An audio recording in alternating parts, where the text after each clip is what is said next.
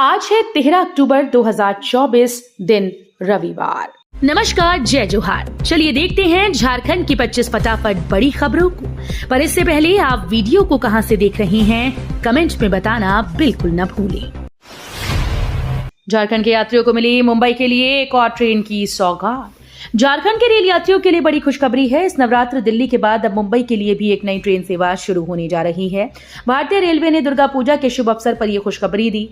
Rail मंत्रालय ने झारखंड के रास्ते मुंबई के लिए एक नई ट्रेन चलाने की घोषणा की है। गया से लोकमान्य तिलक टर्मिनल के लिए नई ट्रेन को रेलवे बोर्ड की भी मंजूरी मिल गई है। जल्द होने वाला है झारखंड असेंबली चुनाव की तारीखों का ऐलान।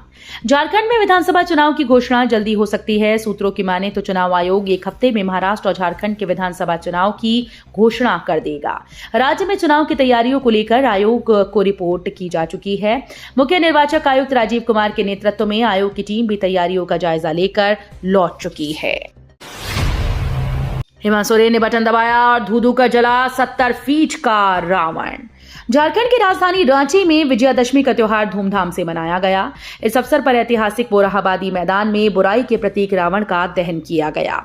इस साल पंजाबी हिंदू बिरादरी रांची की ओर से रावण दहन के लिए 70 फीट ऊंचा रावण का पुतला बनाया गया था, जिसका दहन मुख्यमंत्री हेमंत सोरेन ने किया।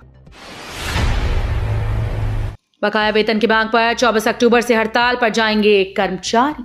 अगर यही स्थिति रही तो आने वाले दिनों में झारखंड के गरीब रोगियों को एम्बुलेंस से अस्पताल पहुंचाना मुश्किल हो जाएगा।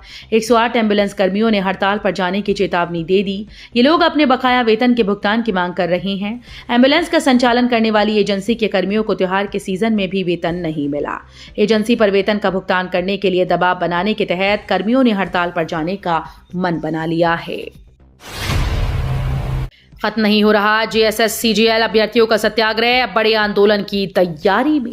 जेएसएससी सीजीएल परीक्षा गड़बड़ी मामले की जांच रिपोर्ट भले ही तैयार कर ली गई हो, लेकिन अभी भी अभ्यर्थियों का सत्याग्रह खत्म नहीं हुआ। बीते कई दिनों से परीक्षा रद्द करने को लेकर मोरहाबादी के बापू वाटिका के समक्ष अभ्यर्थियों की एक गुट का प्रदर्शन अब भी जारी है। उनका कहना है कि जब तक एग्जाम रद्द कर नए सिरे से परीक्षा फिर से आयोजित करने की घोषणा नहीं हो जाती, तब तक उनका प्रदर्शन जारी रहेगा। झारखंड विधानसभा चुनाव से पहले नाबार्ड ने दी 770 करोड़ रुपए की वित्तीय सहायता को मंजूरी। झारखंड विधानसभा से पहले सिंचाई की 2 परियोजनाओं के निर्माण के लिए 770 करोड़ रुपए की वित्तीय सहायता की मंजूरी दी गई। राष्ट्रीय कृषि और ग्रामीण विकास बैंक ने शनिवार को ये जानकारी दी। ग्रामीण अवसंरचना विकास निधि के तहत वित्तीय वर्ष 2024-25 के लिए कई परियोजनाओं को मंजूरी दी गई। गिरिडीह में 3.5 लाख लोगों का बिजली बिल माफ। गिरिडीह के 3,53,293 उपभोक्ताओं का बकाया बिजली बिल माफ हो गया। मुख्यमंत्री ऊर्जा खुशहाली योजना के तहत इन सभी ग्राहकों का बिजली बिल माफ हुआ। टाउन हॉल में सदर विधायक सुदिव्य कुमार सोनू ने उपभोक्ताओं को बिजली बिल माफी प्रमाण पत्र दिया। अधिवक्ता से जुड़े लोगों के ठिकानों पर ईडी की छापेमारी। जमीन घोटाले में मनी लॉन्ड्रिंग की जांच कर रही प्रवर्तन निदेशालय ने एक बार फिर से बड़ी कार्रवाई की है।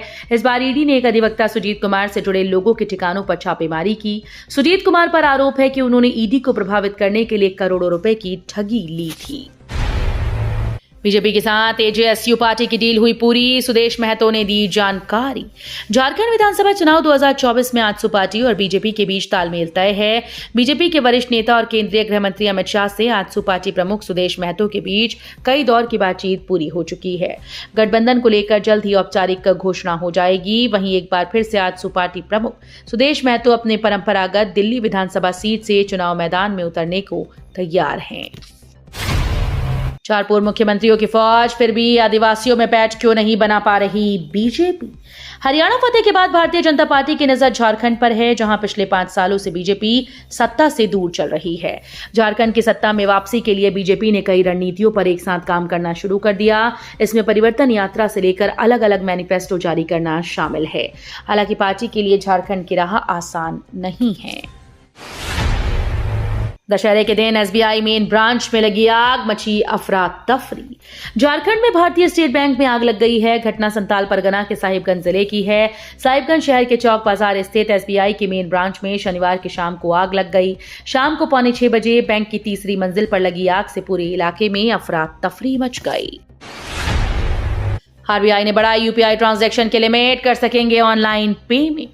भारतीय रिजर्व बैंक ने यूपीआई लाइट वॉलेट और यूपीआई 123 पे के लिए नई ट्रांजैक्शन लिमिट्स पेश की हैं। ये भारत में डिजिटल पेमेंट सिस्टम को बढ़ावा देने की दिशा में एक महत्वपूर्ण कदम है। आरबीआई गवर्नर शक्तिकांत दास ने मॉनिटरी पॉलिसी स्टेटमेंट के दौरान इन अपडेट्स को शेयर किया। उन्होंने यूनिफाइड पेमेंट इंटरफेस के प्रभाव पर भी जोर दिया। बांग्लादेश के खिलाफ 40 गेंदों पर ही संजू सैमसन ने ठोका शतक। 3 मैचेस की T20 सीरीज के शुरुआती 2 मैचेस में संजू सैमसन उम्मीद के मुताबिक प्रदर्शन नहीं कर सके थे, लेकिन हैदराबाद में खेले गए तीसरे मैच में उन्होंने 10 चौके और 8 छक्के की मदद से अपने करियर का पहला शतक लगाया। इससे पहले संजू ने 22 गेंद पर अपना शतक पूरा कर लिया था। लाल किले से राष्ट्रपति द्रौपदी मुर्मू और पीएम मोदी ने किया रावण दहन। दिल्ली, कोलकाता, मुंबई, नोएडा समेत पूरे देश में विजयादशमी का पर्व धूमधाम से मनाया गया है। राष्ट्रपति द्रौपदी मुर्मू और प्रधानमंत्री नरेंद्र मोदी लाल किले के माधवदास पार्क में श्री धार्मिक लीला समिति के द्वारा आयोजित दशहरा कार्यक्रम में शामिल हुए और रावण दहन किया। देवड़ी मंदिर में 700 साल पुरानी मूर्ति है आकर्षण का केंद्र। मनोकामना पूरी होने पर भक्त लगाते हैं भोग। रांची टाटा राजमार्ग तमाड़ में स्थित देवड़ी मंदिर रांची जिले के अलावा पूरे झारखंड और देश के हर कोने से श्रद्धालु पूजा करने आते हैं। प्राचीन मंदिर का मुख्य आकर्षण मां देवी दुर्गा की 16 भुजाओं वाली 700 साल पुरानी मूर्ति है। इसे 16 भुजी देवी के नाम से जाना जाता है। मंदिर में भक्त की अपनी मनोकामना पूर्ण होने पर खीर या खिचड़ी का भोग लगाते हैं। सरायकेला खरसावा में महिलाओं ने सिंदूर खेला के साथ दी मां दुर्गा को विदाई। विजयादशमी के मौके पर सरायकेला खरसावा में महिलाओं ने सिंदूर खेलकर नम आंखों से मां दुर्गा को विदाई दी। इस मौके पर सुहागिन महिलाओं ने एक दूसरे को सिंदूर लगाकर अखंड सौभाग्यवती की कामना मां दुर्गा से की। इसके बाद कलश का विसर्जन किया गया। बांग्लादेश में हिंदुओं पर हो रहे हमले को लेकर भागवत ने दिया डराने वाला बयान। संघ प्रमुख मोहन भागवत ने अपनी विजयदशमी स्पीच में बांग्लादेश का उदाहरण देकर भारत के लोगों को सचेत किया। उन्होंने कहा कि भारत के खिलाफ मंत्र विप्लव हो रहा है। उन्होंने कहा कि समाज की विविधताओं को अलगाव में बदलकर टकराव की स्थिति पैदा करना, सत्ता, प्रशासन, कानून, संस्था सबके प्रति अनादर का व्यवहार सिखाना, इससे उस देश पर बाहर से वर्चस्व चलाना आसान हो जाता है और इसे मंत्र विप्लव कहते हैं। दुर्गा पूजा में बांग्लादेशी हिंदुओं पर हुए हमलों के बाद भारत का सख्त संदेश। भारत ने शनिवार को बांग्लादेश में चल रहे दुर्गा पूजा महोत्सव के दौरान हिंदू मंदिरों और पूजा मंडपों पर हुए हमलों पर गंभीर चिंता व्यक्त की। भारतीय विदेश मंत्रालय ने एक सख्त बयान जारी करते हुए इन हमलों की निंदा की और बांग्लादेश सरकार से अपने अल्पसंख्यक हिंदू समुदाय की सुरक्षा सुनिश्चित करने की अपील की। रतन टाटा के उत्तराधिकारी बने नोएल टाटा। देश के सबसे बड़े औद्योगिक घराने टाटा ग्रुप की होल्डिंग कंपनी टाटा सन्स में 66% हिस्सेदारी रखने वाले टाटा ट्रस्ट के नए चेयरमैन की घोषणा हो गई। दिवंगत रतन टाटा के सौतेले भाई नोएल टाटा को ये जिम्मेदारी दी गई।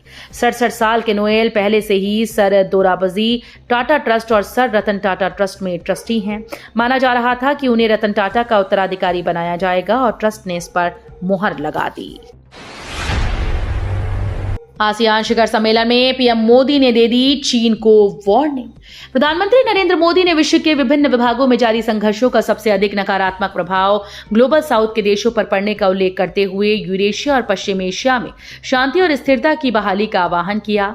मोदी ने 19वें पूर्वी एशिया शिखर सम्मेलन को संबोधित करते हुए कहा कि समस्याओं का समाधान युद्ध के मैदान से नहीं निकल सकता।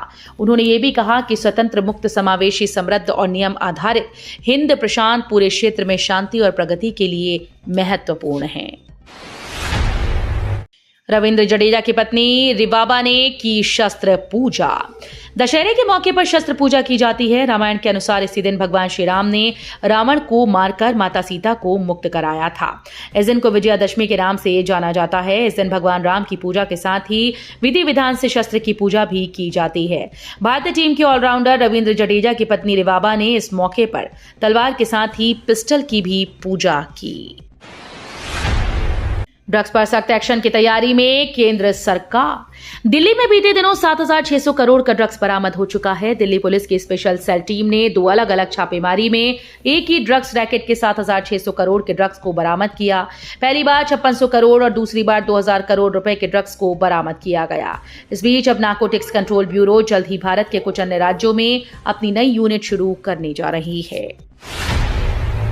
आतंक पर होगा तगड़ा प्रहार, सेना को मिला नया रिमोट हथियार। भारतीय सेना की ताकत बढ़ाने के लिए नया हथियार आ गया है जिसका नाम अग्निअस्त्र है। ये रामायण और महाभारत में वर्णित अग्निअस्त्र नहीं बल्कि आधुनिक तकनीक से लैस एक ऐसा अस्त्र है जो एक साथ कई जगह तबाही की आग लगा सकता है।